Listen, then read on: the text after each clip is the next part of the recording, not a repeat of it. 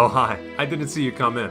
I'm Dos the Sauce Master. I may or may not have been playing gacha games for the past 10 months, but now that I've completely drained all my life savings and my wife and kids have left me, it's time to return to the extremely lucrative market of reviewing anime. Animes such as...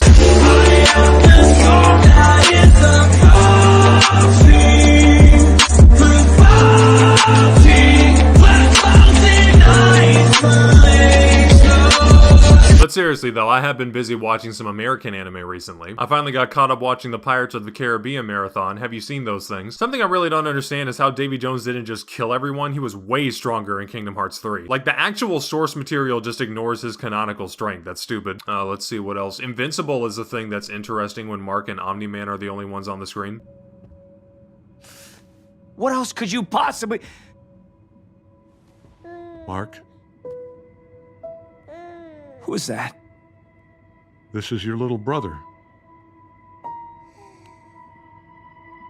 You gotta be...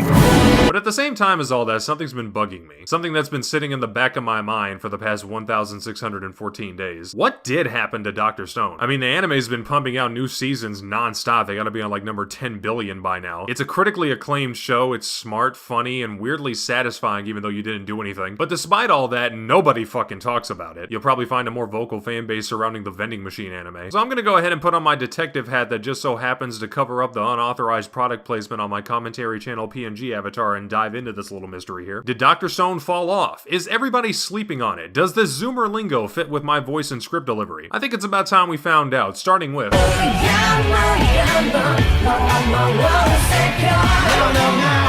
So when most people hear about the premise of Dr. Stone, they probably have the same reaction I did. The first time I read a synopsis of the show, I pretty much just made a Minecraft joke out loud to myself and went right back to being constantly disappointed by Shield Hero and Fire Force. I genuinely didn't believe the writing could be good enough to make me actually care about someone building back society step by step in a post-apocalyptic world. But now that I'm caught up, I'll admit it, I was wrong, and I couldn't be happier. Besides that, the character designs are a bit wonky until you get used to them. Some of the women here look like they're straight out of a Dollar General anime coloring book. And see, what you have to understand is that everybody subconsciously ranks anime depending on how much they want to watch the main characters fuck. Why else would I have given a comic a kill a 7 out of 10? And I can guarantee you the stronger waifu selection in the show's competition didn't help it in the popularity contest. But without a head in that ring, you would at least want something iconic, something other than Senku looking like an unhinged Yu-Gi-Oh villain. Not that I have a problem with that. Even if he looked like a literal sack of garbage, it wouldn't stop Senku from being one of my favorite anime protagonists of all time. And unlike Shield Hero and Fire Force that only ever taught me how to make bad anime, I actually learned about science watching Dr. Stone. I spent 3 weeks in the holodeck cooking this shit up.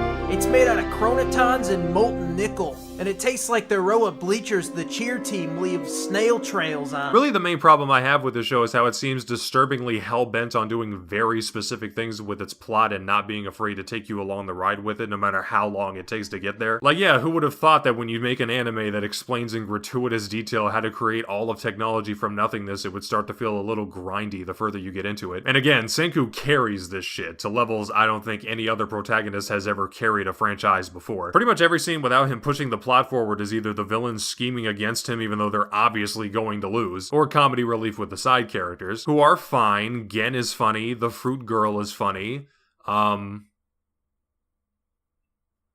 like, I get Senku was making pipe bombs in his diapers and all, but could you at least try to funnel some of that coolness into everyone else? I can't be the only one who feels like all of these people are low-key the same person just with like one thing changed, which kinda leads me into my next bulletin.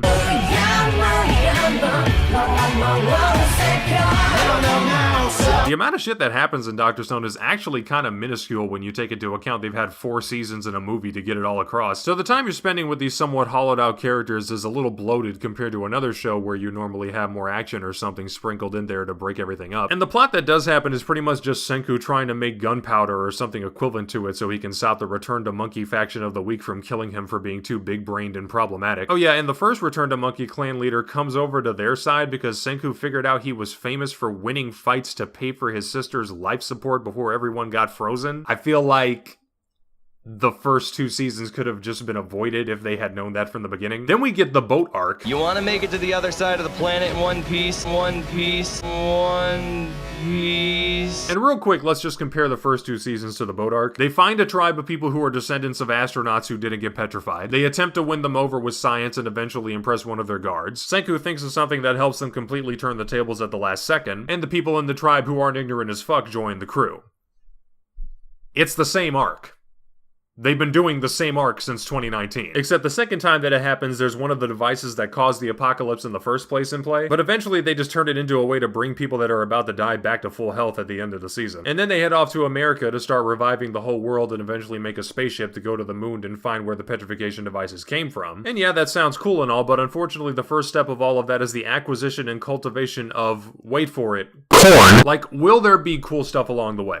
Yes. Will the reveal of the overarching mystery be worth the wait? Of course. I have complete faith in this franchise and the genius that went into it, but that knowledge also comes with the understanding that it'll be tedious, monotonous, and repetitive along the way. So where this would usually be the part of the video where I cut over to Saucy's manga reviews, I'm honestly content with just waiting for the anime on this one. And yes, I do know now that I've said all this, someone will probably just spoil the whole thing in the comments, and you know what? That's what's up. I can confidently say that I can appreciate Dr. Stone's writing no matter how it's presented to me because I respect it that much. But all this just leads back to the primary question of the video. Why is the current extent of the anime not getting people talking? The shit is gonna be 5 years old pretty soon. I hate to say it, but I don't think space is gonna be all that big of a draw. I mean, they could try bringing the Snickers sponsorship back. お腹が空いたらスニッカーズそうそるぜこの甘さと食べ応えスニッカーズがその場で当たる You know, you're completely right, Senku.